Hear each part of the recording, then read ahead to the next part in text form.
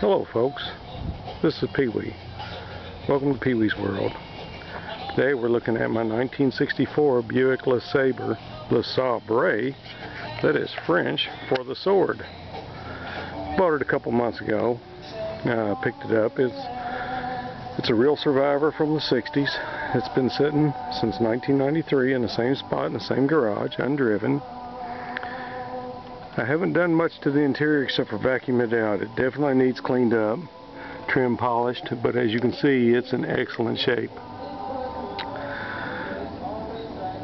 I'll get you a little information on the car. There's 4 more videos out there in various stages when I first got it, how dirty it was and how the damage was on it. It had a dent in this left quarter. I straightened most of it out. The back end was dented pretty bad. The valance and the rear bumper was bent pretty bad, but got most of that straightened out. It's presentable now. It's still not perfect, but it's presentable.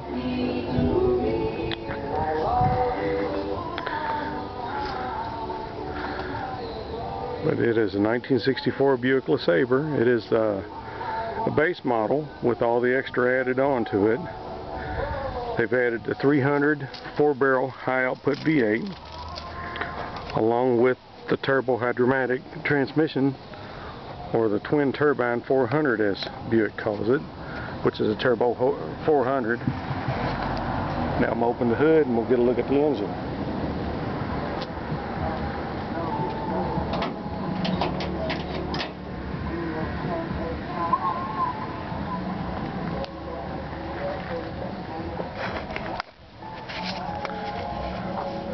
Detailed underneath the hood quite a bit. It still ain't done. I've still got a lot of cleaning to do.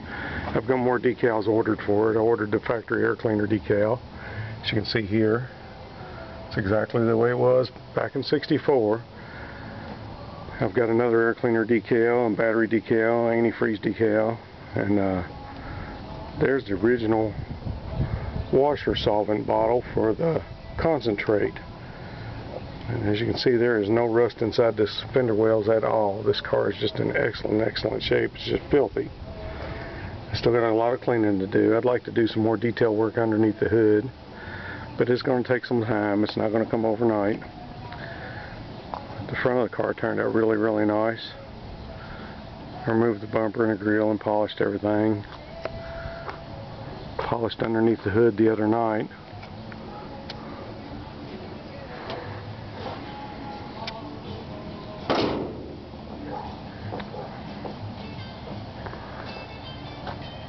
The engine option for the 300 cubic inch high output with 4-barrel heads, aluminum heads with 11:1 compression ratio, 250 horses. It's called a Buick 355 Wildcat because they rated them in torque up until 1967. So anything prior to 67 is going to be a torque rating, not the engine size. Show you inside the trunk. And this is some pretty good information in here. This here is the 24,024-month warranty card that they give you from the dealer. A little fact booklet there. It's kind of neat. This here is the big deluxe Buick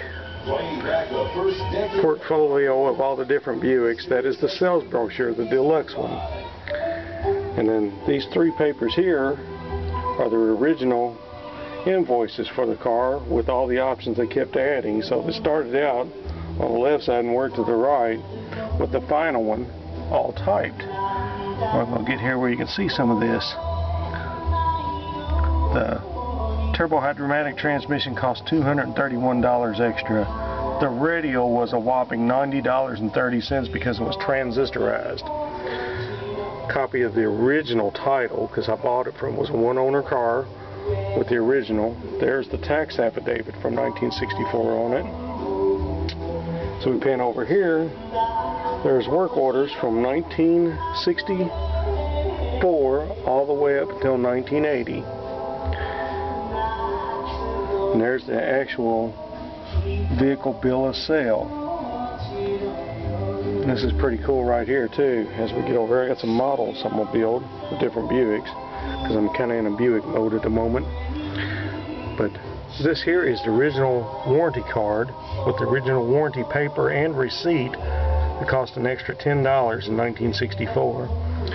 Here's the businessman's card that sold the car from Koster Swope here in Louisville, Kentucky in 1964, Mr. Raymond Kelly. I wonder if he's still alive. Here's the actual warranty agreement.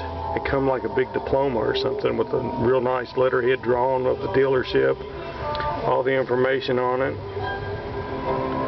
The original seller, once again,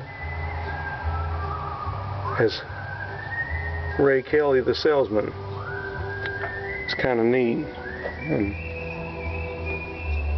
the warranty, the sales papers even show Ray Kelly. That's pretty cool. The trunk decal. This car's turned out to be pretty nice, and something else too. There's the original paperwork that everything was mailed to him. This car was a one owner, one address car all its life. It never had an address change until I bought it. So that's kind of neat that I've got a one owner, all original Survivor from 1964. Just needs a little bit of work, a little bit of love, but it runs and drives now. I'm waiting on the exhaust system. I have to do some exhaust work, so it sounds really terrible. But the car is just, I just can't believe how clean the car came out. Another weird fact about these cars, they've got aluminum brake drums in the front. The rear are steel brake drums. Look at how much room's in this thing. The original floor mats are underneath the aftermarket ones. They have the big Buick logos in them. The dashboard isn't hurt at all. Still got a remnant of a mouse turd or two in it. I still haven't cleaned them all out. There's still a few up there in the dash if you look hard enough. I haven't cleaned the inside yet. I'm still working on it. But it will get there, I promise you. The next video I take, we'll have it running with the exhaust on it, because right now it's embarrassing. Sounds like an old tractor or something. It's just hideous. So we're not gonna embarrass the old girl to have her running with a blown out exhaust system and rotted out exhaust. So we're not gonna do that today.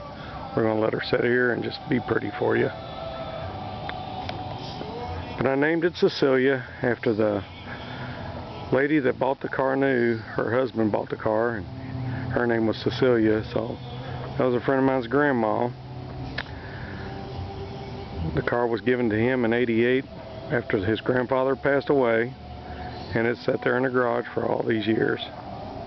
So now I'm giving it new life and new love again. I'm gonna keep it and play with it and keep it pretty much original. It's going to have some altered exhaust. Other than that, the car is going to stay pretty much just as you see it. I have no reason to change anything. Had to get the polyester tires off of it though. Those had to go. But anyway, I think it'll be a fine old bomb when I get done with it.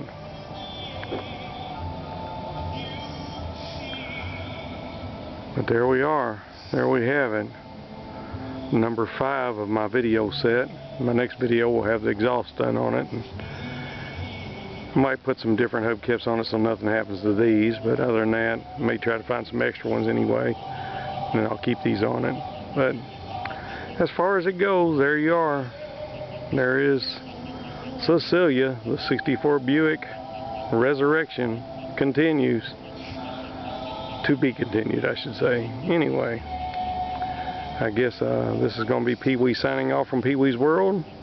Thanks for watching all my videos. I appreciate it. Follow it. See how it goes.